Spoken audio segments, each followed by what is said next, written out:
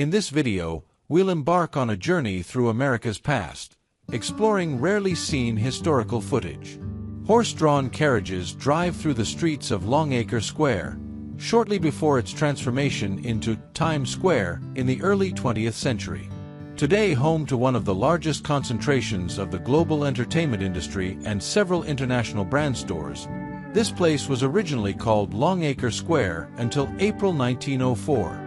The name was given by British colonists, but was changed to Times Square in honor of the New York Times newspaper, which had recently moved its headquarters to the area. Before we begin, we'd appreciate it if you could subscribe to our channel so we can continue creating content like this.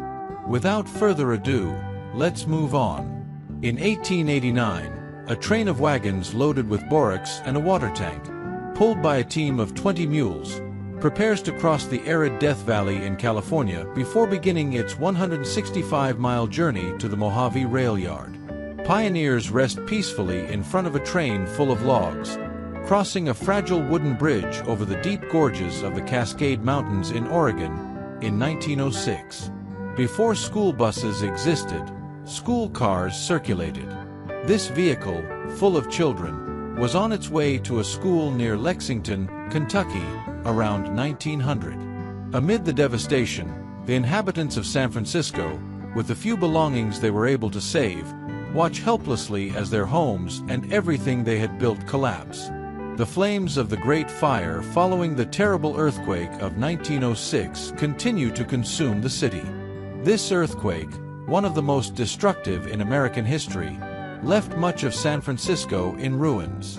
Courtney's store and post office in Sheep Camp, Alaska, in 1899, operated out of a canvas tent. Sheep Camp, located in southeastern Alaska, was a stopover for gold seekers on their way to the Canadian gold fields during the Klondike Gold Rush. In 1885, under the vast Nebraska sky, a farming family, dressed simply, proudly poses in front of their sod house.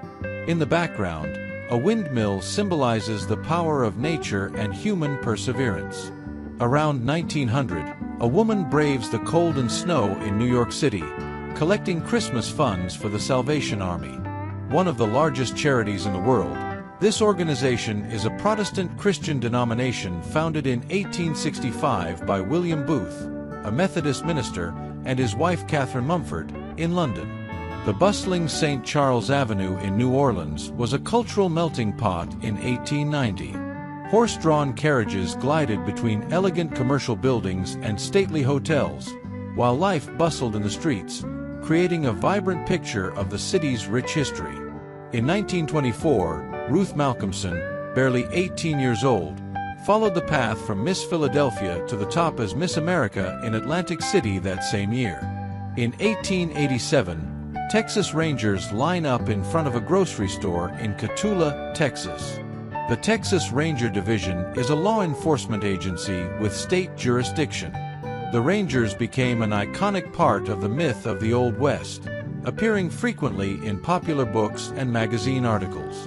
In 1911, a photograph shows young coal miners in Nanticoke, Pennsylvania.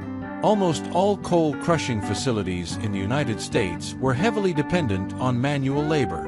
Removal of impurities was done manually, usually by child crushers between the ages of 8 and 12. In the late 19th century, in Silver King, Arizona, 2 loading teams, each with 4 mule-drawn wagons filled with ore, crossed the town's main artery. In 1889, 2 large overland stagecoaches cross a bridge on their way to the town of Deadwood, South Dakota. The men wave or tip their hats to the photographer, capturing a unique moment of the journey. Chicago's 12th Street drawbridge, which towered majestically in 1900, allowed the passage of ships sailing across the waters of Lake Michigan. Hundreds of pedestrians watched the New York subway after a fire broke out beneath Broadway at West 55th Street on January 6, 1915. The fire, which affected 2 subway entrances, was caused by an electrical short at 8 a.m., according to a New York Times article published the next day. The frontier town of Dodge City, Kansas, around 1872, reflected an entrepreneurial spirit. At the time, Dodge City was an important trading center for travelers and buffalo hunters. In 1910, a young messenger boy from Nashville, Tennessee, poses with his bicycle. Since the pedal-powered bicycle was developed in the 1860s, bicycles were quickly adopted for messenger services.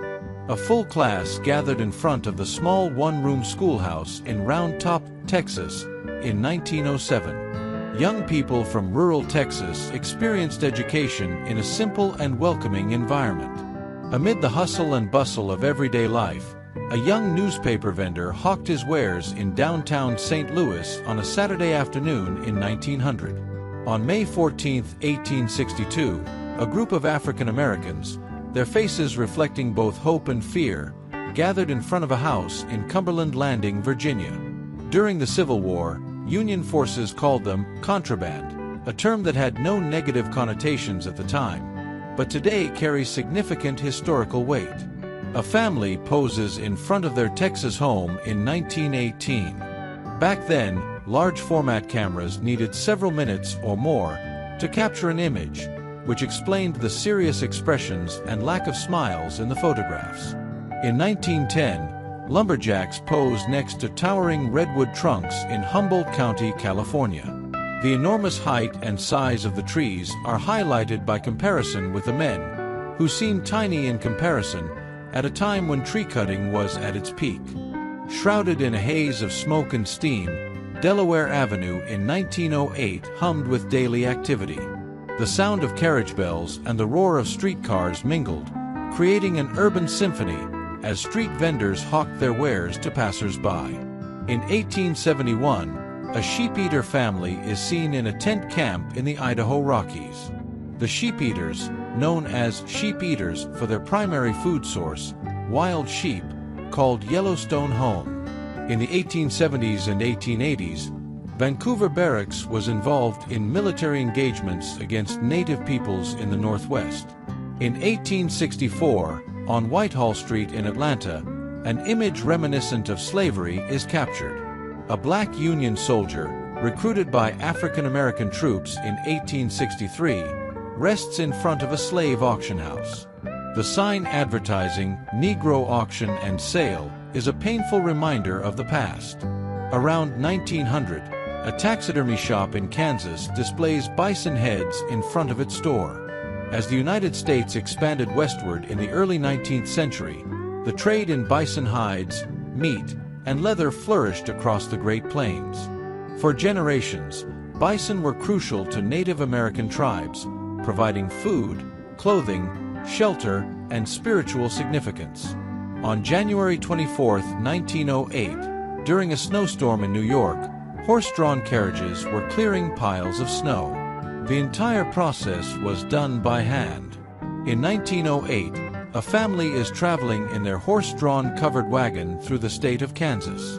The boy appears to be holding a rifle.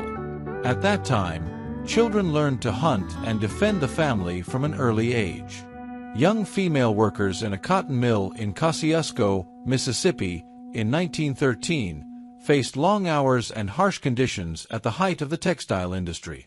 A widow and the children of a coal miner are photographed shortly after the funeral of their loved one in West Virginia in 1910.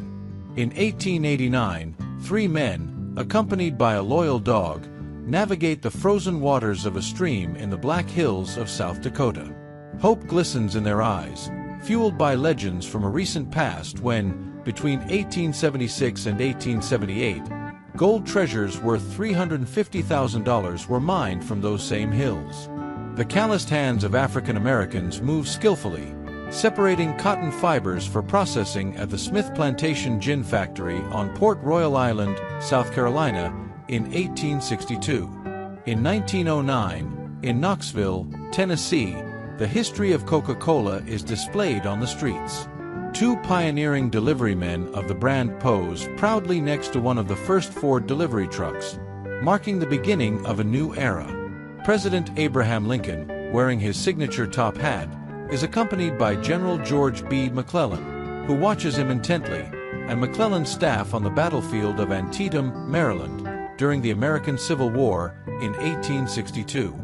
Daily routines at the camp of the 31st Pennsylvania Infantry, later known as the 82nd Infantry, at Queen's Farm near Fort Slocum, Washington, District of Columbia, during the Civil War, 1861. A pioneer family moves determinedly with their covered wagon across the vast plains, heading toward an uncertain future in North Loup, Nebraska, during the Great Migration westward in 1886. A photograph of Raymond Schuyler with 4 of his children on a snowy day in Worcester, Massachusetts, in the winter of 1904. The February blizzard of 1920 brought New York to a standstill, but West Street markets, filled with carriages and wagons, tried to go about their daily business.